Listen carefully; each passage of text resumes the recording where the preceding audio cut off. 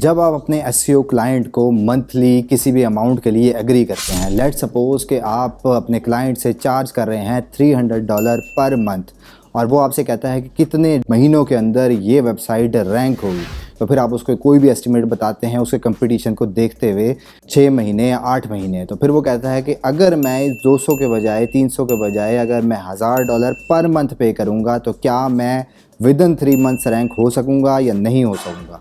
तो आज इसी कन्फ्यूजन को क्लियर करने वाला हूँ। तो इसलिए अगर आप मुझे पहली बार देख रहे हैं और एक्साइटेड हैं इसी वीडियो के लिए तो चेक कर लें कि आपने यूट्यूब चैनल सब्सक्राइब कर रखा है, फेसबुक पे पेज फॉलो किया हुआ है और उसके अलावा इंस्टाग्राम पे फॉलो कर सकते हैं।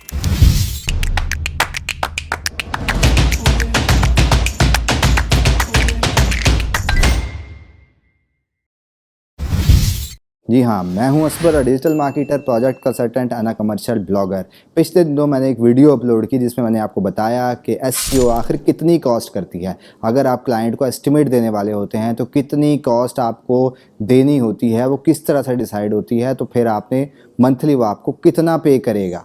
तो उसके बाद आपके मैसेजेस आ रहे थे कि अगर क्लाइंट कहता है कि मुझे 3 महीने के बजाय 1 महीने में रिज़ल्ट चाहिए, या लेट सपोज़ आपने उसे कोट किया है 1 साल तो और उसको रिज़ल्ट चाहिए विदिन 6 मंथ्स, तो फिर अगर वो आपको ट्रिपल अमाउंट देने के लिए ऑफ़र करता है तो फिर आपको क्या आंसर देना है या वो कितना ऑथेंटिक होगा उस टारगेट को अचीव करना। तो इस वीडियो में मैं उसी कन्फ्यूजन को क्लियर करूंगा। तो सबसे पहले बात आपने ये याद रखनी है कि एक रैंडम फिगर यानी कि एक एसईओ प्रोजेक्ट की कॉस्ट अप्रॉक्सीमेटली $300 से लेकर $500 के दरमियान में होती है। डिपेंड्स अपॉन द कंपटीशन कि कितना उसके कीवर्ड, उसकी लोकेशन और उसके कंट्री में कंपटीशन है।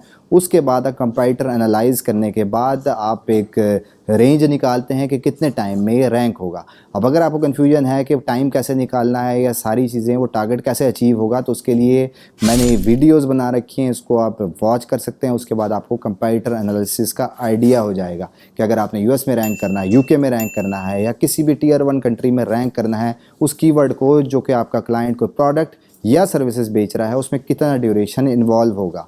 तो फिर जब आप डिसाइड कर लेते हैं कि एक टाइम पीरियड डिसाइड करके कि आपने अपने क्लाइंट को बताया कि विदिन 6 मंथ्स मैं इस कीवर्ड को रैंक कर दूंगा, तो उसके बाद आपका क्लाइंट कहता है कि लेट सपोज कि अगर आप $300 चार्ज कर रहे थे पर मंथ उससे, तो फिर अगर आपका क्लाइंट कहता है कि मुझे ये टारगेट विदिन 3 मंथ्स अचीव करना है, विदिन 1 मंथ अचीव करना है, तो फिर ये पॉसिबल होगा या नहीं होगा।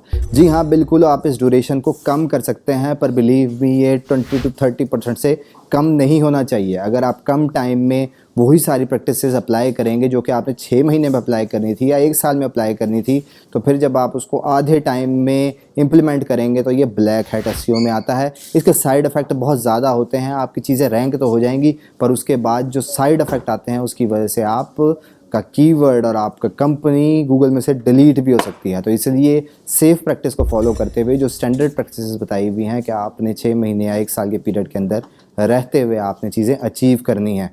आप जब भी उसको प्रेशराइज़ करेंगे, कोई ऑफ पेज एसईओ करनी है, बैक लिंकिंग करनी है, तो फिर जब आप उसको एक क्वांटिटी से ज़्यादा नंबर अचीव करेंगे, जिस तरह मैंने अपनी बैक लिंकिंग की वीडियोज़ में बड़ा क्लियरली एक्सप्लेन किया हुआ है, तो फिर आप उसके साइड इफ़ेक्ट बहुत ज़्यादा होते हैं। तो इसलिए आपने कोशिश करनी है कि उसी टाइम पीरियड के अंदर 10-20% से ज़्यादा टाइम पीरियड को कम ना करें। आपको क्लाइंट जितना मर्जी प्रेशराइज़ करता है तो उसको उसी ड्यूरेशन के अंदर कंप्लीट करें। और एक सेफ़ फिगर अगर आप मेरे से पूछें कितना टाइम देना चाहिए, तो वो सेफ़ फिगर है 6 मंथ से लेकर 8 मंथ्स। इसके अंदर ही अचीव होते हैं आपके टारगेट, इसको आपको कम नहीं करना चाहिए। तो अगर ये तमाम चीज़ें आपको अच्छी तरह समझ आ चुकी हैं तो फिर आप कमेंट में आई विल ट्राई लिखना मत भूलिएगा। उसके अलावा इस तमाम प्रोसेस से रिलेटेड किसी भी किस्म का कन्फ्यूजन है या मैंने कुछ चीज़ मिस कर दी है तो फिर कमेंट बॉक्स में अपना क्वेश्चन ज़रूर प्लेस करें, मैं डिटेल रिप्लाई देने की कोशिश करूँगा।